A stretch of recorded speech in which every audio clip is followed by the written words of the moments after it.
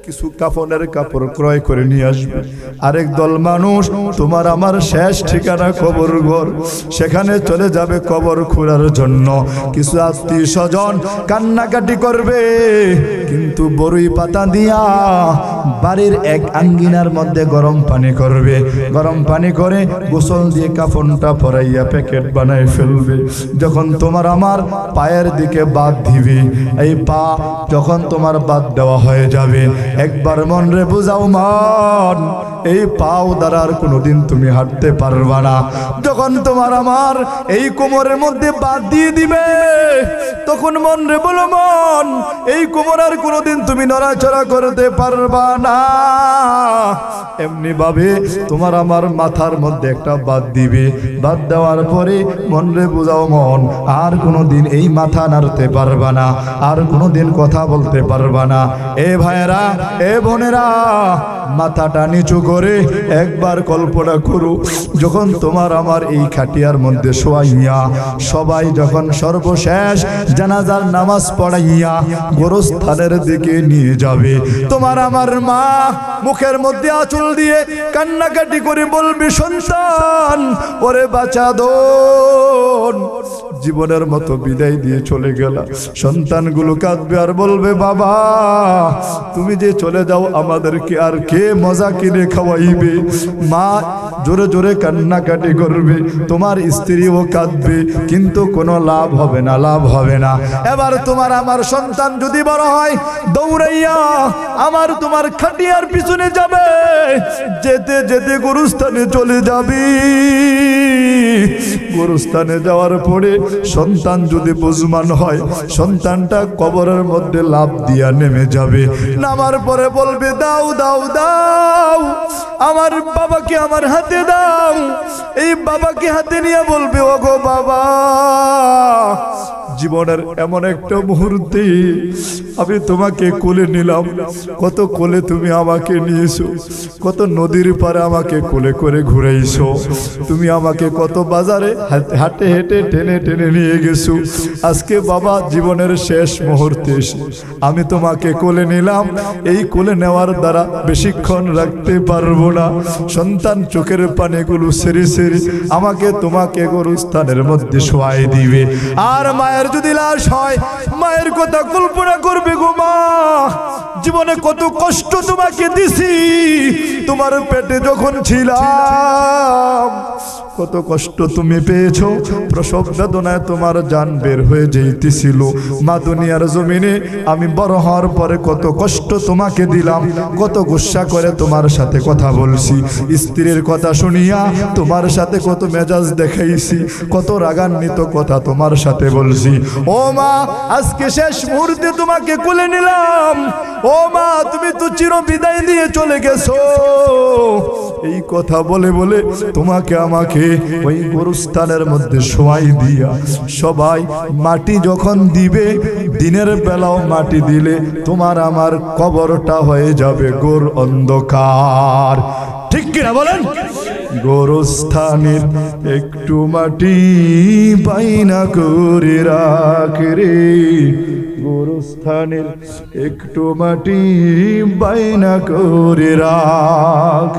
আতর গোলাপ সুরমা চন্দন কাফন নামের দেহ বন্ধন, আতর গোলাপ সুরমা চন্দন কাফন নামের দেহ বন্ধন। আলমারিতে রাখ রে তুলে, এক্ষুনি তোর আসতে পারে চলে যাওয়ার ডাক রে, এক্ষুনি তোর আসতে পারে চলে যাওয়ার ডাক। গোরস্থানের একটু মাটি বাইনা করে রাখ রে, গোরস্থানের একটু মাটি বাইনা করে রাখ। কাদিস না মন শিশুর মতো, এমনই তো হয়। এই যে জীবন খোদার দিয়া, এই যে জীবন খোদার দিয়া, তোর তো জীবন নয় রে, তোর তো জীবন নয়। মাটির খাঁচায় প্রাণের ময়না, মাটির খাঁচায় প্রাণের ময়না, চিরদিনই আপনে রইনা। পালিয়ে যাবে খাঁচা ভেঙে, একটু পেলেই ফাঁক রে। এক্ষুনি তো আসতে পারে চলে যাওয়ার ডাক রে। এক্ষুনি তো আসতে পারে চলে যাওয়ার ডাক। গোরস্থানে একটু মাটি বায়না করে রাখ রে। গোরস্থানের একটু মাটি বায়না করে রাখ। ভালো মন্দ শত্রু মিত্রু কেউ বা যদি রয়, ভালো মন্দ শত্রু মিত্রু কেউ বা যদি রয়, যাবার আগে সবার সাথে, যাবার আগে সবার সাথে দেখা যেন হয় রে, দেখা যেন হয়। ধরতে তোরে লাগবে চারজন, আপন খুঁজে পাবি কয়জন। ধরতে তোরে লাগবে চারজন, আপন খুঁজে পাবি কয়জন। পালিয়ে যাবে খাঁচা ভেঙে, একটু পেলেই ফাঁক রে।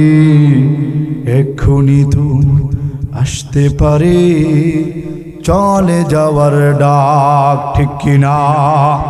कुदरत की तमाशा है मदीना की गली में,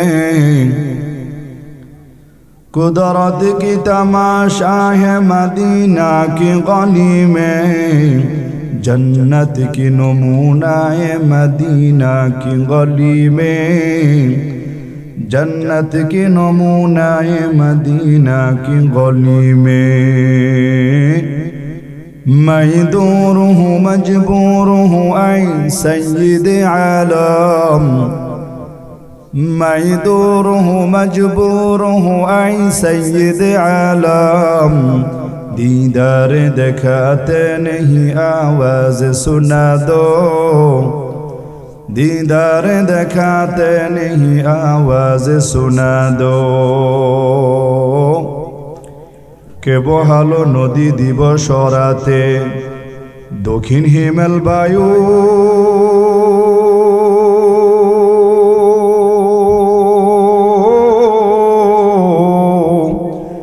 কোথায় থেকে পেলি রে মানুষ তোর জীবনের আয়ু? জবান খুলে জোরে বলেন আমাদের আয়ু দিয়েছেন কে? আরো জোরে বলেন কে? কে বহালো নদী দিবস রাতে দক্ষিণ হিমেল বায়ু,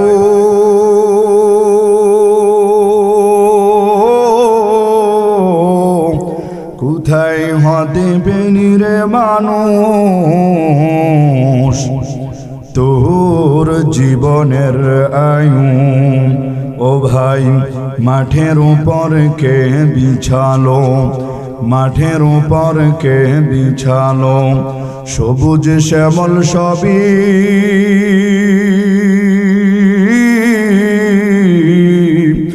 সকাল বেলাকে উঠায় গো আবির রঙ্গারবি। আল্লাহু আকবার। লতার মাঝি কে দিল গো, লতার মাঝি কে দিল গো এত বড় কদু?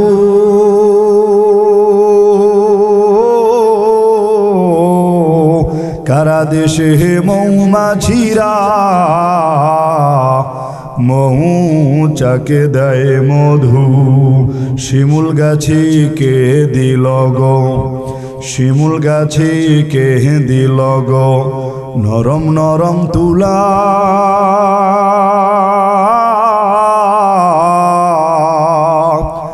সারা দেশে চৈত্র মাসে জমিন মাঝে ধুলা? পাখির কণ্ঠে কে দিল গো, পাখির কণ্ঠে কে দিল গো এত মধুর গান?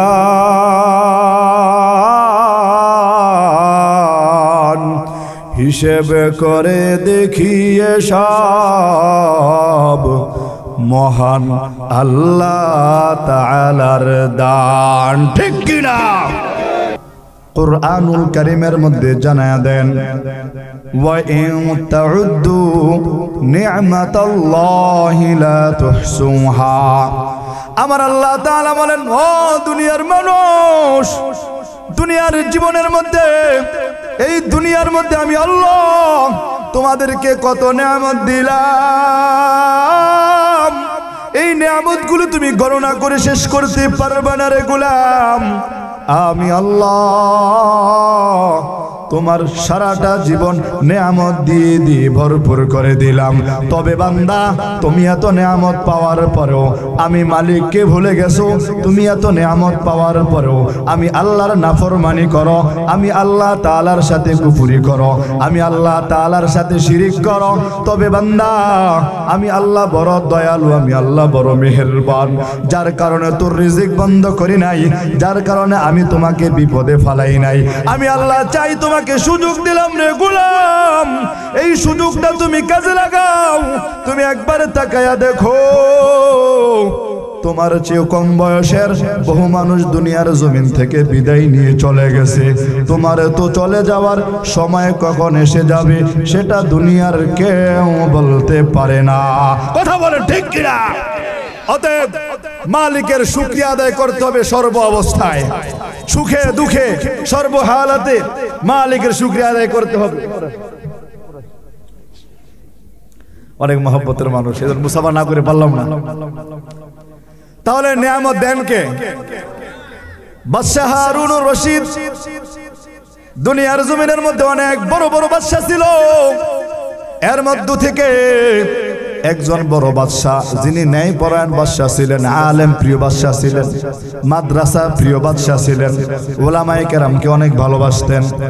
বাদশাহ হারুনুর রশিদের নাম আমরা শুনছি না? কথা বলেন না কেন আপনারা? আমার কথা বোঝেন, আপনারা বোঝেন?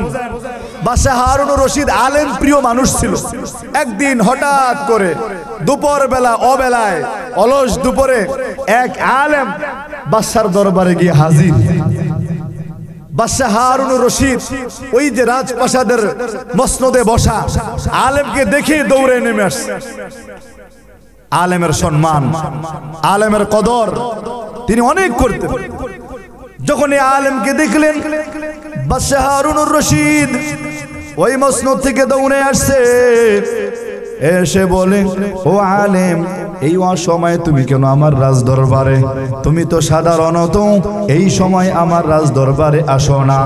আলেম ডাক দিয়ে বলে, বাদশাহ, আমি তোমার কাছে একটা প্রশ্ন করবার আসলাম, এই প্রশ্নের জবাবটা তোমার কাছে আমি চাই। অনেক সময় দেখবেন আমরা আলেম দেখলে রাস্তার মধ্যে বা গাড়ির মধ্যে মাসআলা জিগাই যে, হুজুর আমার একটা জিনিস জানার ছিল, আপনারা পাইছি, একটু জিজ্ঞাসা করে, আপনি রাগ করেন না। আমরা বলি কি বলি না? কথা বলেন না কেন? বলি না? বাদশার দরবারে আলেম দৌড়ায় গেছে। বাদশার দরবারে আলেম গিয়া বলে যে, তুমি যে রাজপ্রাসাদে বসে এই রাজ্য চালাও, তোমার কাছে আমার প্রশ্ন হলো, এই যে আমার হাতে দেখো এক গ্লাস পানি আমি নিয়ে আসলাম, তুমি আমাকে বলো এই এক গ্লাস পানির দাম কত হতে পারে? বাদশাহ মনে মনে একটু হাসলেন। আলেম মানুষ তো ডাইন বাম বোঝে না। অনেকে পণ্ডিত, দুনিয়ার পণ্ডিত যারা, এরা মনে করে আলেমরা কিছু জানে না। আছে না নাই? অনেকে মনে করে হামসে ডাঙ্গর কুইনিস, আলেমদেরকে গড়ে না। আপনারা দিল থেকে একটা সাক্ষী দেন দেখি, আলেমদেরকে যেই পরিমাণ সম্মান করা দরকার আমরা কি আসলে ওই পরিমাণ করি? না। আল্লাহ তাআলা সব মানুষকে, আলেমদেরকে সম্মান করার তৌফিক দান করে, বলেন আমিন। বাদশাহ হারুনুর রশিদ বলেন, ও আলেম, এই এক গ্লাস পানির আবার কি দাম আছে? আপনার কত পানি লাগবে আপনি আমাকে বলেন, আমি গেলানে গেলানে পানি আপনাকে দিয়ে দিতে পারবো। আলেম ডাক দিয়া বলে, বাদশাহ, তাহলে পানির কি দাম নাই? দাম নাই? কয় না, পানির কোনো দাম নাই। এবার আলেম বাদশার দিকে তাকাই রইলেন। হাকিকত সে তো দুনিয়া বেখবর হায়, দুনিয়া কি নুমায়শ পর নজর হায়, নমি গুয়াম কে আজ দুনিয়া জুদাবাস বহার কারে কে বাসি বা খুদাবাস চিস্তে দুনিয়া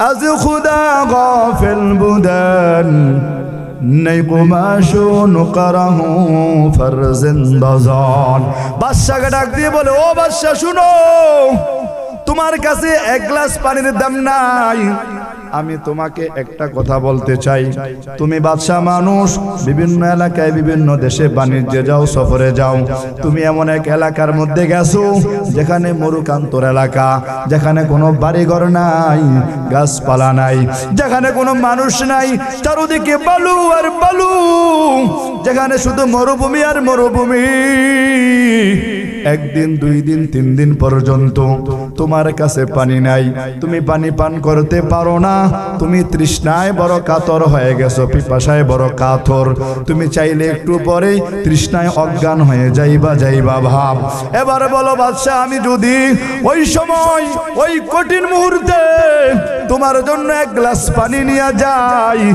ওই এক গ্লাস পানির মূল্য তুমি আমাকে কি দিবা বাদশা চোখের পানি ছেড়ে দিছে বাদশা বুঝে গেছে আলেম আমাকে কোন দিকে ইশারা করছে বাদশা ডাক দিয়ে বলে আলেম শুনিয়া লাও আমি তোমাকে জানায়া দেই ওই কঠিন মুহূর্তে তো আমি বাঁচবো না মরেই যাব চারদিকে মরুকান্তর এলাকা যদি আমি একদিন দুই দিন পর্যন্ত পানি না পান করতে পারি আমি তো তৃষ্ণায় মরে যাব তবে যদি আমি বেঁচে থাকি আর তুমি যদি ওই সময় আমার জন্য পানির ব্যবস্থা করো আমি বাদশা ওয়াদা দিলাম ওই এক গ্লাস পানির বিনিময়ে আমার রাজ্যের অর্ধেক তোমার নামে লিখে দিব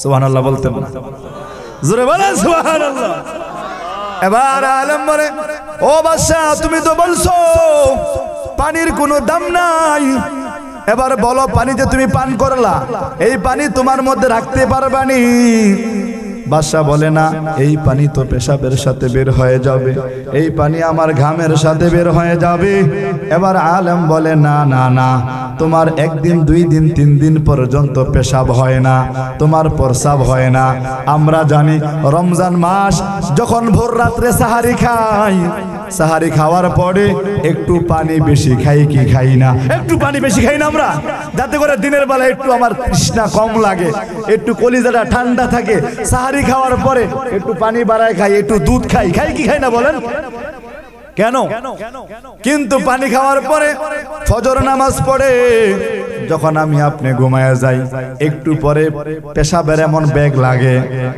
দ্রুত দৌড়াইয়া বাথরুমে যাই কারণ পেশাবের জ্বালায় থাকা যায় না এমন হয় কি হয় না হয় বাদশাকে ডাক দিয়ে বলে ও বাদশা তুমি বলো একদিন দুই দিন তিন দিন পর্যন্ত তোমার পেশাব হয় না ওই সময় আমি তোমার পেশাবের বেগের জন্য তোমার পানি বাইর করার জন্য ডাক্তার নিয়ে গেলাম বলো ওই ডাক্তার যখন তোমার পেশাব করানোর ব্যবস্থা করবে আমি আলেমকে তুমি কি দিবা এবার বাদশা আবার চোখের পানি ছেড়ে দিছে ও আলেম শুনো তোমার কথার অর্থ তো কিছুই বুঝি না আমি তোমাকে জানায় দিলাম যদি ওই কঠিন মুহূর্তেও আমি বেঁচে থাকি তাহলে আমি তোমাকে ওয়াদা দিলাম এতটুকু সুপারিশ করার কারণে এতটুকু আমার উপকার করার কারণে আমি তোমার জন্য আমার রাজ্যের বাকি অর্ধেক লিখে দিব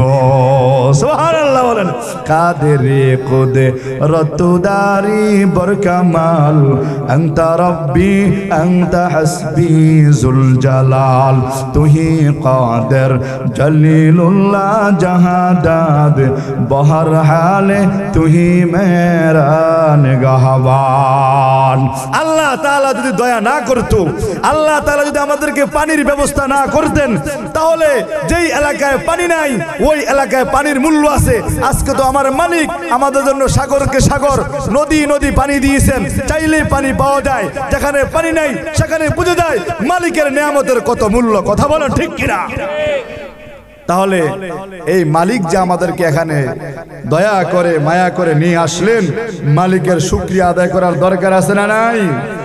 জোরে বলেন, দরকার আছে না নাই?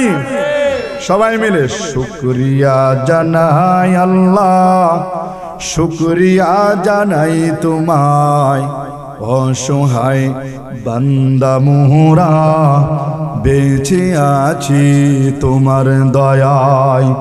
শুকরিয়া জানাই আল্লাহ, শুকরিয়া জানাই তোমায়, অসহায় বান্দা মোরা বেঁচে আছি তোমার দয়ায়।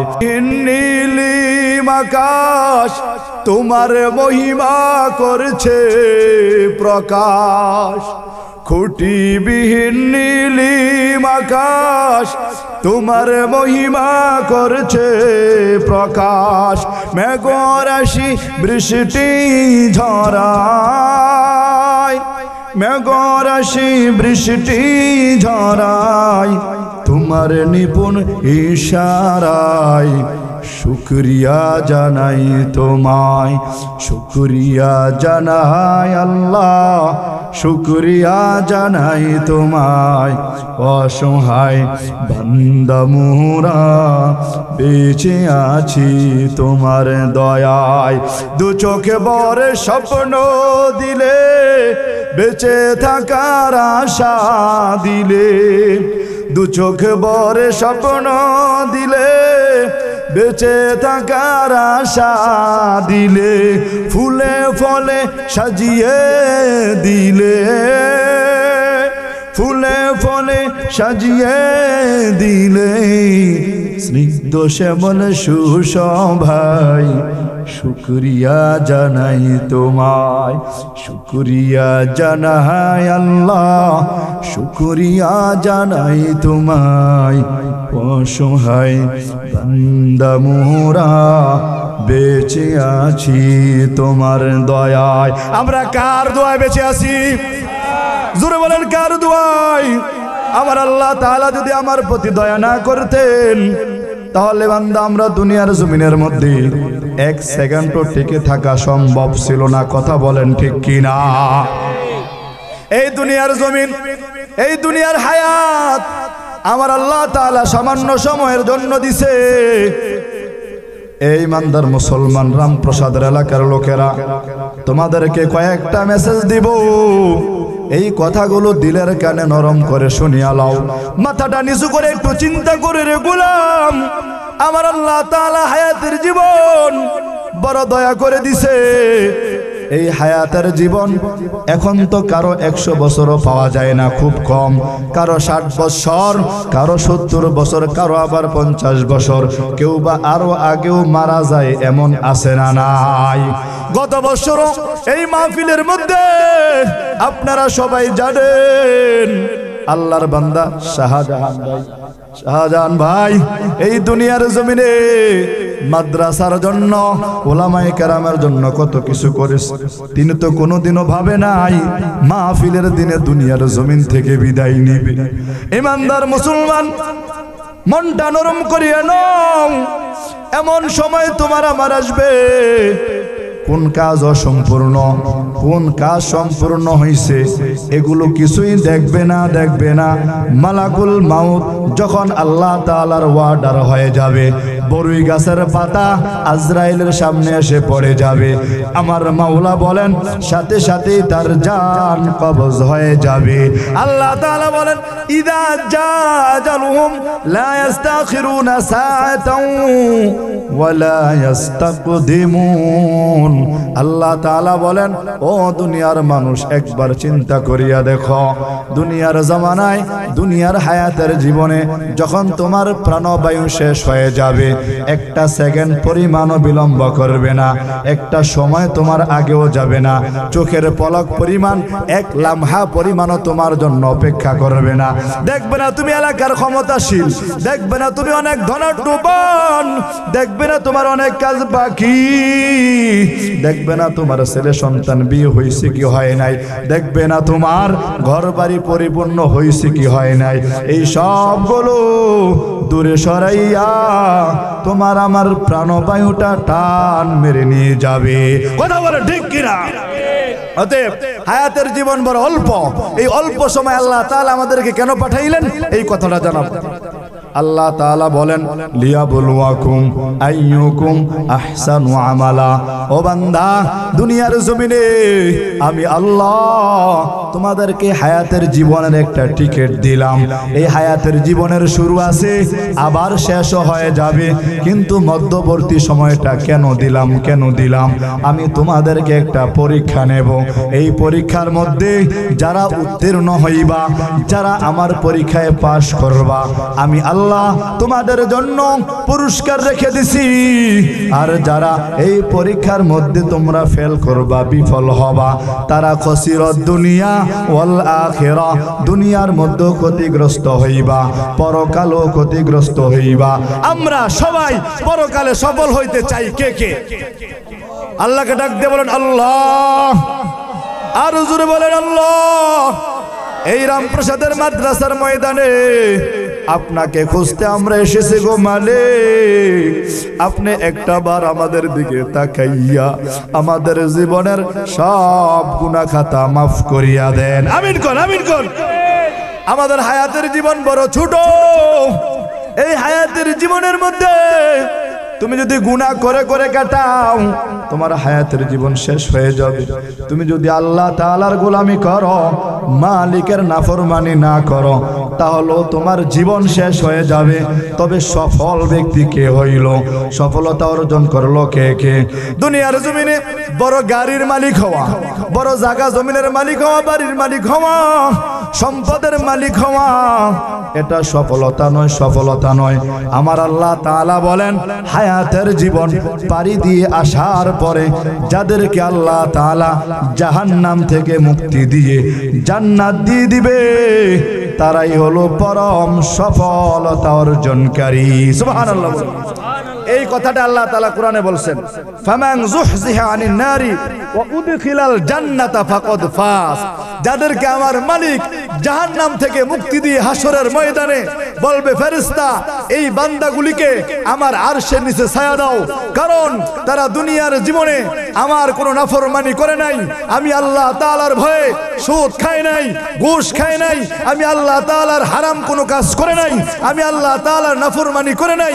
বিভিন্ন জায়গায় চরমুনার ময়দানে, ইজতেমার ময়দানে, উজানির ময়দানে, রামপ্রসাদের মাদ্রাসার মাহফিলের ময়দানে আমার খুঁজে খুঁজে তারা আমাকে তালাশ করে করে তাদের জীবনটাকে সাজিয়েছে।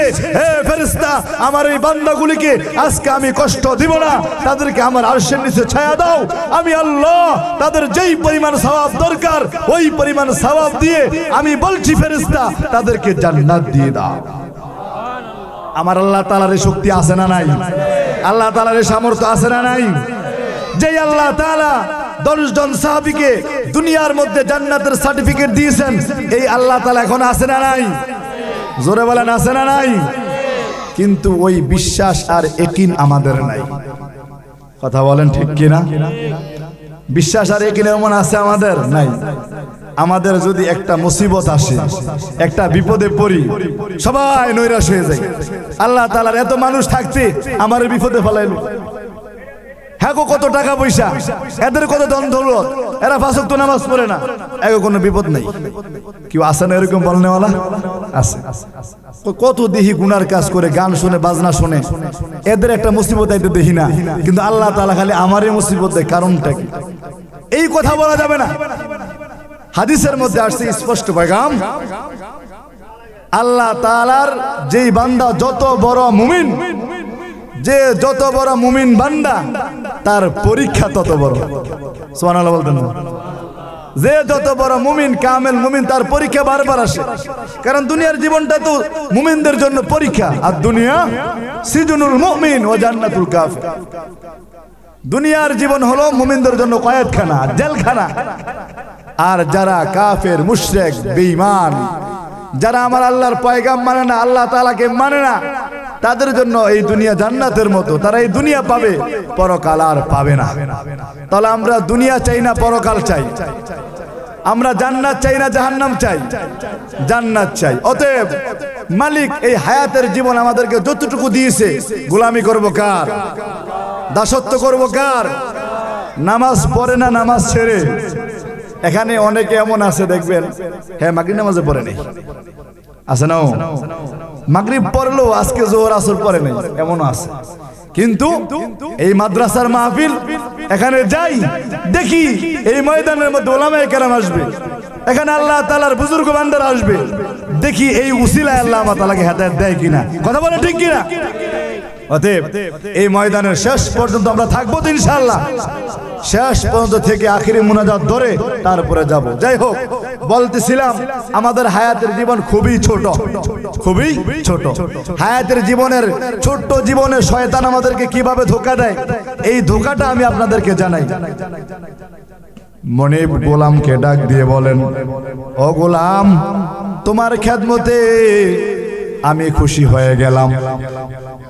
গোলাম যখন এই কথা শুনল, মনিবকে ডাক দিয়ে বলে, মনিব, আমি তো আপনার অনেক খেদমত করতেছি, আপনার খেদমতে যদি আপনি আমার খেদমতে সন্তুষ্ট হয়ে যান তাহলে আমার আর কিছুই লাগে না, কিছুই লাগে না। এবার মনিব ডাক দিয়ে বলে, গোলাম, তোমার কাছে আমার একটা কথা, তুমি আমার খেদমত করেছো, আমি তোমাকে আজাদ করে দিতে চাই, আমি তোমাকে আজাদ করে দিব, তুমি স্বাধীন হয়ে যাইবা, মুক্তভাবে এলাকার মধ্যে ঘুরবা। গোলামবাদী বোঝেন, গোলাম মনিব তো বুঝি আমরা, এক জমানায় গোলাম ছিল চাকরের মতো। এবার মনিব বলে, ও গোলাম, আমি তোমাকে আজাদ করব, তবে আমার একটা শর্ত আছে। এই ইমানদার মুসলমান, এই কথা আমার নিজের নয়, আল্লাহ তাআলার বড় কুতুব, বর্তমানে পাকিস্তানের মধ্যে তিনি এখনো জীবিত আছেন, আল্লামা নকশেবন্দি জুলফিকার আহমদ নকশেবন্দি দামাত বারাকাতুহুল আলিয়া। তিনার একটা বড় কিতাব, যেই কিতাবের নাম হলো খুতুবাতে জুলফিকার। এই কিতাবের মধ্যে তিনি এই ঘটনা রচনা করেছেন, মানুষকে শিক্ষা দিয়েছেন হায়াতের জীবনে শয়তান আমাদেরকে কিভাবে ধোঁকা দেয়। জুলফিকার আহমদ নকশেবন্দি বলেন, গোলাম যখন এই কথা শুনলো বলল, মনিব, আপনি কোন শর্তে আমাকে আজাদ করবেন বলেন, আমি শর্ত মাথা পেতে নিতে রাজি আছি। গোলামকে মনিব বলছে যে তোমাকে আমি স্বাধীন করে দিব, মুক্ত করে দিব, তোমাকে আমি আজাদ করে দিব, শর্ত হলো যে তুমি আমার বালাখানার সামনে বাগিচা আছে, এই বাগিচা থেকে ফুল ছিঁড়ে নিয়ে আসবা, তবে শর্ত হলো এই বাগিচার যেই দরজা দিয়া ঢুকবা, এদিকে পিছনের দিকে তুমি আসতে পারবা না, সামনে যেতে হবে, সামনে মানে সামনের গেট দিয়ে তুমি বের হবা। গোলাম চিন্তা করলো, ও মনিব, এটা তো একটা সাধারণ শর্ত, এটা তো কোনো ঝামেলা নাই। গোলাম আনন্দ চিত্তে এবার ওই বাগানের মধ্যে প্রবেশ করলো।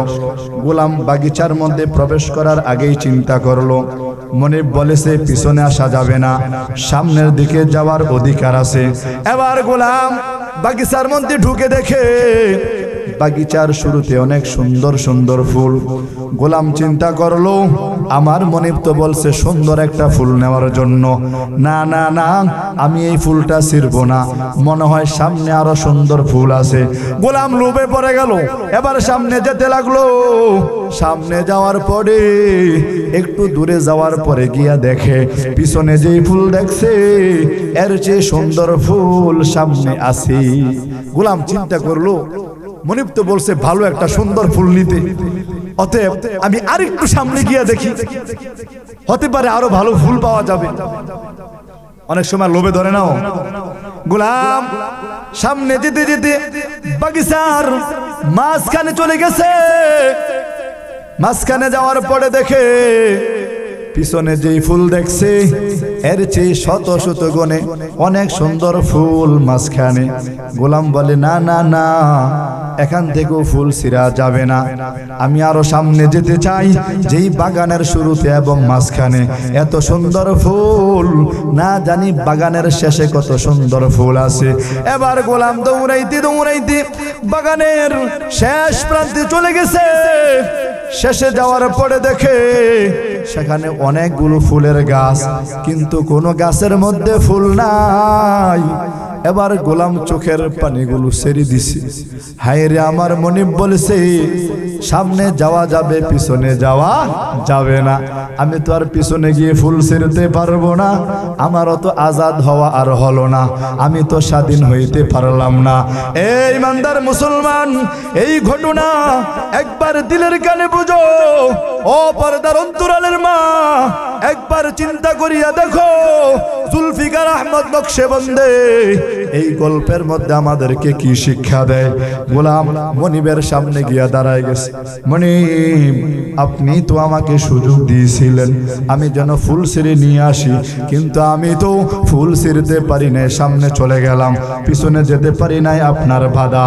এবার গোলামকে মনিব ডাক দিয়া বলে, ও গোলাম, আমি তো তোমাকে সুযোগ দিছিলাম, একটা ফুল হইলেই তো হইতো, কিন্তু তুমি আনো নাই, তোমার আজাদ হওয়া হলো না, তুমি আবার গোলামেই রয়ে গেলা। এবার ইমানদার মুসলমান, আপনাদেরকে উদাহরণটা বুঝাইয়া দেই। আল্লাহ তাআলা আমাদেরকে হায়াতের জীবন কারো 50, কারো 60, কারো 70 এরকম এভারেজে হায়াত দিয়েছেন। আমরা যখন প্রথম বালেগ হই, আমাদের বয়স যখন 13 কিংবা 14 হয়, তখন আমরা সর্বপ্রথম আল্লাহ তাআলার বিধান আমাদের উপর ফরজ হয়। আমরা যখন নামাজ পড়তে যাব, শয়তান বলে নামাজ পড়ার দরকার নাই, শয়তান বলে ইবাদতের দরকার নাই, কারণ মানুষ তো 60 বছর বাঁচে, 70 বছর বাঁচে, অপেক্ষা করো। এবার যুবক চিন্তা করে, না না, আমার এখন মাত্র যৌবনকাল শুরু হয়েছে। যুবতী বোন চিন্তা করে, না না না, এই তো মাত্র আমি যুবতী হইলাম, আমি তো আরো অনেক বছর বাঁচবো। এবার বয়স যখন 20 হয়, আবার যখন ইবাদতের দিকে একটু মনটা ঝুঁকে, শয়তান আসিয়া বলে দরকার নাই, আরো তো হায়াতের জীবন বাকি আছে। আবার যখন 30-এর মধ্যে চলে যাই, সামনে যাওয়ার পরে তখন আমাদের বিবাহ হয়, শয়তান বলে রে যুবক, মাত্র তো বিবাহ করলা, তোমার ছেলে সন্তান হইবে, তোমার ছেলেগুলো বড় হইবে, তুমি মুরব্বী হইবা, তারপরে তোমার দাড়ি রাখবা, তারপরে নামাজ ধরে তুমি ইমানদার হয়ে যাইবা। এমন ধোঁকা শয়তান আমাদেরকে দেয় কি দেয় না? জোরে বলেন, দেয় কি দেয় না? এবার যখন বয়স 40 পার হয়ে যায়, তখন মনের মধ্যে একটা ধাক্কা লাগে, আরে আর কতদিন আমার মালিককে ভুলে ভুলে থাকবো, আমার মালিককে ভুলা যাবে না। নামাজ শুরু করে দেয়, একদিন 2 দিন, তারপরে শয়তান আবার ধোঁকা দেয়, মিয়া এখনো তো তোমার দাড়ি পাকে নাই। কত মানুষ দাড়ি পাক না 60-70 বছর হায়াতে আছে, লাস্টের 10 বছর ইবাদত করলেই তো চলে। এবার বয়স যখন ধোঁকা খাইতে খাইতে 70-এর মধ্যে চলে যায়, তখনও কোনো ইবাদত করতে পারে নাই, লাঠি বর দিয়া হাঁটে, কিন্তু মনের লোভ সামলাইতে পারে না, লাঠি বর দিয়া হাঁটে, আমলের খাতা শূন্য। এমন যুবক আছে না নাই? আছে, বহু মুরব্বী বাবা এমন আছে, দাড়ি পাকা মুরব্বী, নামাজের সময় আজান দেয়, ফজরের সময় ওঠে না, যোহরের সময় আজান দেয়, মাঠের মধ্যে কাজ করে, এমনি আসরের সময় আজান দেয়, বাজারের মধ্যে ঘুরে, মাগরিব এশা সে শীতের দিনে চাদর গাও দিয়া ঘুরে, কিন্তু আল্লাহ তাআলার ঘরে যায় না। এমন মুরব্বী বাবা আছে না নাই? আছে। এ বাবা শোনো, এরকম 60-70-এর মধ্যে পৌঁছে গেছো। শাহজাহান ভাই গত বছর মাহফিলের সময় চলে গেছে, আজকে হয়তোবা আমার আল্লাহ কুদরতি ভাবে এই মাহফিলের ময়দানটা আল্লাহর বান্দাকে দেখাইবে, বলেন আমিন। আল্লাহ তাআলা কার কখন ডাক দে খবর নাই। এখন তুমি চিন্তা করলা বয়স 70 হয়েছে, কিন্তু না না, ওই গোলাম লোভে পরে পরে সামনে যাইতেই থাকলো, ফুল ছিঁড়ে নাই। শেষের স্থানে যাওয়ার পরে দেখলো গাছ আছে, ফুল নাই। 70 বছর বয়সে যখন তুমি পৌঁছে গেলা, 60 বছর বয়সে যখন তুমি পৌঁছে গেলা, হঠাৎ করে তোমার সামনে মালাকুল মাউত এসে হাজির হয়ে গেছে। তুমি তখন চক্ষুগুলো বন্ধ করে দু চোখ দিয়ে পানি ফালাইবার বলবা, আল্লাহ হায়াতের জীবন তো গুনায় কাটাই দিলাম, নাফরমানি করে কাটাই দিলাম। কত আশায় ছিলাম 70 বছরে ইবাদত করব, এখন তো আমার সামনে মালাকুল মাউত এসে গেছে। এক মুহূর্তের জন্য তোমার আমার জন্য বিন্দু পরিমাণ অপেক্ষা করবে না, ছু মেরে তোমার আমার জানটা নিয়ে যাবে। তোমার আমার নিথর দেহ এই জমিনের মধ্যেই পড়ে থাকবে। হঠাৎ আজরাইল পাঠাইয়া তোরে নিতে পারে দুনিয়া, কিসের আশায় রইলি রে মন মালিকের ভুলিয়া। হঠাৎ আজরাইল পাঠাইয়া তোরে নিতে পারে দুনিয়া, কিসের আশায় রইলি রে মন মালিকের ভুলিয়া। ধন সম্পদ অর্থ করি পাইয়া জমিদারি, ক্ষমতার অহংকারী করলি বাহাদুরি। ঠিক কিনা বলো? অতএব দুনিয়ার জমিনে ক্ষমতা দেখাইতে যাইও না রে ভাই। দুনিয়ার জমিনে তোমার টাকার গরম, ক্ষমতার গরম, ধন দৌলতের গরম দেখাইও না। ছোট যারাই ক্ষমতার বল দেখাইছে, যারাই স্বৈরাচারিতা করেছে, আজকে দুনিয়ার জমিন থেকে, এদেশ থেকে দিবালকে সবার সামনে লেজ গুঠায়া পালায়ন করেছে। কথা বলা ঠিক কিনা? অতএব দুনিয়ার জমিনটাকে বড় মূল্যায়ন করো। এই হায়াতের জীবন বড় ছোট, এই হায়াতের জীবনটা বরফের মতো।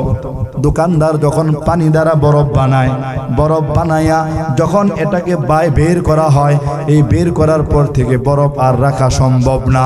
তুমি ঘরে রাখো, গাড়িতে রাখো, যেথায় রাখো, তোমার বরফটা যেভাবে গলে যায়, হায়াতের জীবনটা ওইভাবেই মুহূর্তে মুহূর্তে গলতেই থাকে। পর্দার অন্তরালের মা, একবার কথাগুলো দিল দিয়ে বুঝো গো মা। এই মাহফিল প্রত্যেক দিন হবে না গো মা। তুমি তো জীবনটা গুনায় কাটায় দিলা। তোমার বাড়ির পাশেই মাদ্রাসায় সন্তান দিতে পারো নাই, বাড়ির পাশে ওলামায়ে কেরামের বসবাস, তুমি পর্দানিশীন হইতে পারলা না। বাড়ির পাশে তোমার মসজিদ, তুমি গুনাহ ছাড়তে পারলা না। গুনাহ মোবাইলের মাধ্যমে গুনাহ করো, বিভিন্ন নাফরমানি করো। এ মা, তোমার যৌবনকাল চিরদিন থাকবে না। এ মা, কল্পনা করিয়া দেখো, এই বাড়িতে যখন সর্বপ্রথম তুমি বধূ বেশে এসেছিলা, তোমাকে এলাকার অনেক মানুষ দেখতে এসেছিল। তুমি ঘরের কন্যার এক জায়গায় নতুন শাড়ি পরে বসাছিলা, সব মানুষ তোমাকে একটু একটু করে দেখেছে। বর্তমানের পুত্রবধূ না, আবার বর্তমানের বৌমানা, এরা তো ডিজে গান লাগাইয়া বিয়ার আগের দিন গায়ে হলুদে নাইছা গাইয়া পুরা পাওয়ারফুল হইয়া স্বামীর বাড়িতে আসে হুন্ডা দিয়া। ঠিক কিনা বলেন? কিন্তু আমাদের পূর্বে যারা মুরব্বী ছিল তারা বলতে পারে, আমাদের মা বোনেরা, আমাদের চাচিরা, জেঠিরা, দাদিরা, তারা যখন স্বামীর বাড়িতে সর্বপ্রথম আসতো, বড় একটা ঘুমটা দিয়া ঘরের এক কর্নার বসে থাকতো। যেই সময় কারেন্ট ছিল না, বিদ্যুৎ ছিল না, ঘরের মধ্যে আসরের পরে মাগরিবের আগ মুহূর্তে যখন আসতো, একটু করে সবাইকে দেখাইতো। এ মা, কল্পনা করো, এই ঘরের মধ্যে তুমি এখন বড় হয়ে গেছো।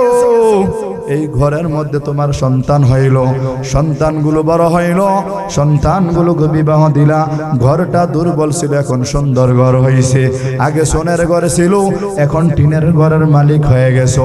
আগে সাধারণ ঘর ছিল, এখন বিল্ডিং অট্টালিকা হয়ে গেছে। এ মা, কল্পনা করিয়া দেখো, হায়াতের জীবন যেদিন তোমার শেষ হয়ে যাবে, সেদিনও তোমাকে সবাই আরেক নজর দেখতে আসবে। সেদিন আর কেউ বলবে না নববধূ কোথায়, সবাই ডাক দিয়ে বলবে লাশ কোথায়। সবাই কেঁদে কেঁদে তোমার চেহারাটা এক নজর দেখবে। তবে গো মা, তোমার যদি নেককার সন্তান রেখে যাও, এই মাদ্রাসার মধ্যে সন্তান যদি দিয়ে যেতে পারো, এই সন্তানটা সেদিন কাঁদবে ঠিক, কিন্তু তোমার শিওরে বসে বসে আল্লাহ তাআলার কোরআন, ইয়াসিন ওয়াল কুরআনিল হাকীম, আল্লাহু আকবার বলেন। এভাবে ইয়াসিন পাঠ করবে। আর আল্লাহর নবী বলেন, এই সন্তান যখন মাতার শিউরের মধ্যে বসে তোমার জন্য কোরআন পড়বে, ইয়াসিন পড়বে, তোমার কবরের আযাব লাঘব হয়ে যাবে, তোমার সুয়াল জবাব সহজ হয়ে যাবে। অতএব সন্তানদেরকে এই তরবিয়াতুল উম্মাহ মাদ্রাসায় দেওয়ার দরকার আছে না নাই? কিন্তু দেখা যায় মাদ্রাসার মধ্যে ছাত্র নাই, কারণ আমরা দুনিয়া বেশি বুঝি। দুনিয়ার অর্থ সম্পদ যেই রাস্তায় কামানো যায় ওই রাস্তায় আমরা বেশি দৌড়াই। ইমানদার মুসলমান একটা কথা বলে যাই, আল্লাহকে সাক্ষী রেখে বললাম, নবীর হাদিস পড়েছি, কোরআন পড়েছি। আল্লাহ তাআলা 30 পারা কোরআন এই বডির মধ্যে দিয়েছেন, নবীর হাদিস পড়ার তৌফিক দিয়েছেন। এমনি ভাবে আজকে কয়েকটি মাদ্রাসার মধ্যে হাদিস পড়ানোর তৌফিক দিয়েছেন। আমি তোমাদেরকে জানাই, দুনিয়ার জমিনে কোটি কোটি টাকা দ্বারাও এত সম্মান পাওয়া যায় না। কোরআনের কারণে, হাদিসের কারণে আমার মালিক যেই পরিমাণ সম্মানের মালিক বানায় দিছেন, আল্লাহু আকবার বলেন। অতএব দুনিয়ার জমিনে সন্তানটাকে সুসন্তান বানায় যাও, সন্তানটাকে কোরআনের হাফেজ বানায় যাও। আমার আগের বক্তা ভাই কোরআনের কথা বলে গেছে, হাদিসের কথা বলে গেছে, কোরআন পড়লে কি লাভ। এ বাবা, আমি তোমাদেরকে স্মরণ করাইতে চাই, আমি যখন মারা যাব, তোমার আমার সবাইর তো 3টা কাপড় দিবে। আমার মা বোনেরা মারা গেলে 5টা কাপড় দিবে, আর বেশি দিবে না। অতএব জানা গেল দুনিয়ার জমিন থেকে কিছুই নেওয়া যাবে না। কিন্তু তোমাদেরকে বলি, আল্লাহর নবীর ঘোষণা, সন্তানটা যদি নেককার সন্তান হয়, এই হায়াতের জীবনে তুমি তেমন ইবাদত করতে পারো নাই, এই দুনিয়ার জীবনে ধোঁকায় পড়ে পড়ে তুমি রবকে ডাকতে পারো নাই, কিন্তু তোমার সন্তান কোরআনের হাফেজ হয়েছে, তোমার সন্তান আলেম হয়েছে। আল্লাহর নবীর ঘোষণা, যেই মা বাবা সন্তানকে কোরআন শিখাইলো, যেই মা বাবা সন্তানকে হাদিস শিখাইলো, আল্লাহর নবী বলেন এই সন্তানের মা বাবা হাসরের ময়দানে কোনো পেরেশান হবে না, বরঞ্চ আমার আল্লাহ একটা ঘোষণা দিয়ে বলবে, আল মুলকু ইয়াউমা ইযিল লিল্লাহ, আজকের রাজত্ব একমাত্র আমি আল্লাহর। এ ফেরেশতা শোনো, দুনিয়ার জমিনে যারা আমার হাফেজ কোরআন হইছে, আজকে তাদেরকে দাঁড় করাও, সব হাফেজ কোরআন দাঁড়ায় যাবে। হাসরের ময়দানে সবাই পেরেশান হয়ে থাকবে। বলে হাদিসের মধ্যে নবী বলেন, হাসরের ময়দানে সূর্যটা মাথার উপরে চলে আসবে, ওই সূর্যের তাপে সবার মাথার চারাগুলো টাস টাস করে ভেঙে যাবে, মাথার মগজগুলো টকবক টকবক করবে। হাসরের ময়দানের কষ্টের ছুটে সব মানুষ পাগল পার হয়ে যাবে, সবাই দৌড়াইবে আর দৌড়াইবে, সবাই দৌড়াইয়া ইব্রাহিম নবীর কাছে যাবে, মুসা নবীর কাছে যাবে, ঈসা নবীর কাছে যাবে।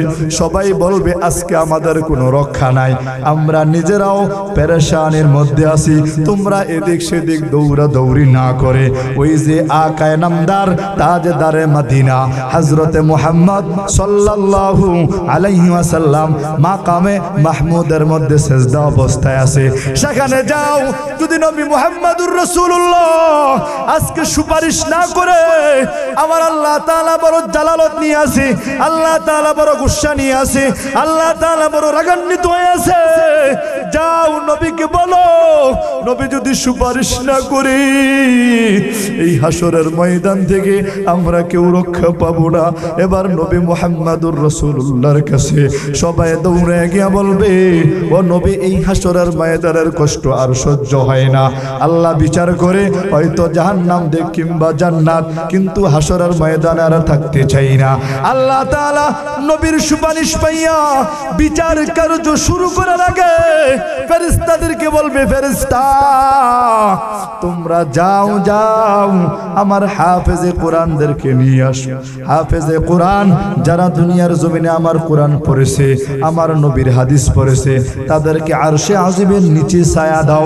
ছায়া দেওয়ার পরে আমার আল্লাহ তাআলা ঘোষণা করবে, হাফেজে কোরআন আমার নবী দুনিয়াতে বলেছে তোমরা 10 জনকে জান্নাতে নিবা, আমি আল্লাহ তোমাদেরকে স্পেশাল পাওয়ার দিয়া দিলাম, তোমরা 10 জন লোক বেছে বেছে নিয়ে আসো, যাদেরকে আমি আল্লাহ তোমার সুপারিশের কারণে আমি তাদেরকে বিনা হিসেবে জান্নাত দিয়ে দিব। সুবহানাল্লাহ বলে। অতএব সন্তান যদি হাফেজে কোরআন হয়, সন্তান যদি আলেম হয়, লাভ না লস?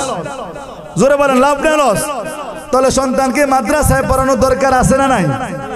কি কথা বলেন না কেন? দরকার আছে না নাই? জোরে বলেন। বুঝা গেল আপনাদের অন্তরের মধ্যে শয়তানের ধোঁকা আছে, শয়তানের ধোঁকা আছে। এ ভাই আপনি ডাইরেক্ট এমনি কইেন না, মাসে রং পাইব। আমি কইতে পারি, আমি কইলে রাগ করতো না কেউ, বাকি আপনার কথাও ঠিক আছে। সন্তানকে কোরআনে হাফেজ বানাইলে 10 জন, কয়জন? 10 জন, যাদের জন্য জাহান্নাম ওয়াজিব, এরকম 10 জনকে টেনে টেনে জান্নাতে নিয়ে যাবে। সুবহানাল্লাহ। এখন একটা প্রশ্ন আছে এখানে যে হুজুর হাফেজে কোরআন কোন 10 জনকে জান্নাতে নিব একটু বলবেন? এই কথাটা আপনারা জানতে চাননি? এটা যাই না আমল করি। আল্লাহর নবী বলেন হাফেজে কোরআনকে যখন দাঁড় করায়া দিবে, এটা হাদিস নয়, হাফেজে কোরআন যখন দাঁড়ায়া যাবে, হাফেজে কোরআন চিন্তা করবে, আল্লাহ আমার ওই জনম দুঃখিনী মা বাবা কোথায়, যেই মা আমার জন্য না খেয়ে কষ্ট করেছে, যেই মা ছোট্ট কালে আমাকে লালন পালন করেছে, যেই মা প্রসব বেদনা আমার জন্য সহ্য করেছে, যেই মা মানুষের বাড়িতে কাজ করে করে আমাকে কোরআনের হাফেজ বানাইছে, যেই মা শীতের রজনীতে কত কষ্ট করে করে আমাকে লালন পালন করেছে। আমি যখন পেশাব করে ভিজায় ফেলতাম, আমার মা অপর পাশে নিয়ে শোয়ায় দিত, আমি যখন ওই পাশে পেশাব করে ভিজায় ফেলতাম, আমার মা এক পর্যায়ে আমাকে বুকে নিয়ে ঘুমাইতো। ও আল্লাহ, আমার সেই বাবা কোথায়, যেই বাবা সারাদিন পরিশ্রম করে করে গাড়ি চালিয়ে, রিক্সা চালিয়ে, অটো চালিয়ে আমাকে কোরআন শিখাইছে, আমাকে মাদ্রাসায় পড়াইছে, আমাকে হাফিজ বানাইছে। ও আল্লাহ, আমার মা বাবা কোথায়? এবার আল্লাহ তাআলা বলবেন, ফেরেশতা হাফেজে কোরআনের মা বাবা কোথায় খবর হলো? গিয়ে দেখবে মা বাবা জাহান্নামের মধ্যে পড়ে গেছে। আল্লাহ তাআলার ওয়ার্ডার অনুযায়ী ওই মা বাবাকে উঠাইয়া এনে আবে হায়াতের পানির মধ্যে গোসল দিয়া সাথে সাথেই আমার আল্লাহ বলবে, এ ফেরেশতা হাফেজে কোরআনের মা বাবার মাথার মধ্যে আমার নূরের টুপি পরায়া দাও। সুবহানাল্লাহ বলেন। তারপরে হাফেজে কোরআন বলবে, আল্লাহ শুধু মা বাবাকে দিলে তো হবে না, আমার তো আরো লোক লাগবে। বলে তুমি কাকে কাকে নেবা বলো? হাফেজে কোরআন বলবে, আল্লাহ আমি তরবিয়াতুল উম্মাহ আল ইসলামিয়া মাদ্রাসার মধ্যে পড়েছি, সেখানে হাফেজ হয়েছি, কত মানুষ কষ্টার্জিত টাকায় মাদ্রাসায় দান করেছে, এই মাদ্রাসায় জায়গা দান করেছে, এই মাদ্রাসার ছাত্রদের খবর নিয়েছি। ও আল্লাহ, তুমি তো জানো তোমার কোন বান্দাগুলোকে তুমি এই মাদ্রাসার জন্য কবুল করছো, এই বান্দাগুলি কোথায়? কত মানুষ এমন ছিল মাদ্রাসার বোর্ডিং এর মধ্যে খাবার ছিল না, তোমার বান্দাগুলি ঘর থেকে তরু তরকারি এনে দিয়ে গেছে, তোমার বান্দাগুলি বাড়ি থেকে চাউল দিয়া গেছে, তোমার বান্দাগুলি বাড়ির ডিম বিভিন্ন মুরগি হাঁস পাঠায় দিছে।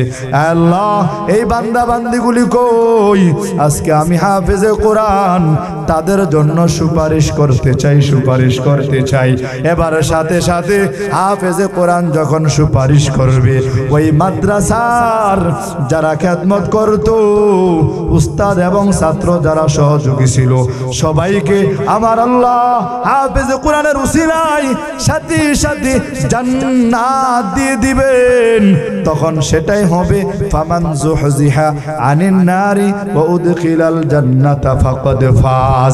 সেটাই আমার আল্লাহ বলেছেন, যাদেরকে হাসরের ময়দানে জাহান্নাম থেকে মুক্তি দিয়া আমি আল্লাহ জান্নাত দিয়ে দিব, সেটাই হলো চরম সফলতা।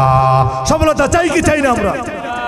অতএব এই দুনিয়ার জীবন বড় ছোট। শুরুতেই বলেছিলাম হায়াতের জীবন বড় সংক্ষিপ্ত জীবন। হায়াতের জীবন যেদিন শেষ হয়ে যাবে, তোমার ছেলে কোরআন তেলাওয়াত তোমার পাশেই করবে, তুমি শুয়ে শুয়ে তোমার নিথর দেহ পরে থাকবে ঠিক, কিন্তু তোমার ছেলে যখন কোরআন পড়বে আর চোখের পানিগুলো ছাড়বে, আল্লাহ আমার বাবা চলে গেছে, আল্লাহ আমার মা চলে গেছে, আমি কোরআন তেলাওয়াত করতেছি, তুমি আমি নিথর দেহ পরে থাকবো। কিছু মানুষ দৌড়াই আসবে, আরে অমুক শাহজাহান ভাই বিদায় নিয়ে চলে গেছে, তার জন্য বাজারে দৌড়াইয়া যাবে। অতএব এই কথাগুলো আমি বললাম এজন্য আমাদের হায়াতের জীবন ছোট না বড়? সবাই বলেন ছোট না বড়? অতএব দুনিয়ার জমিনে বাবা হায়াতের কোনো গ্যারান্টি নাই। যুবক ভাই, হায়াতের জীবনের কোনো গ্যারান্টি নাই।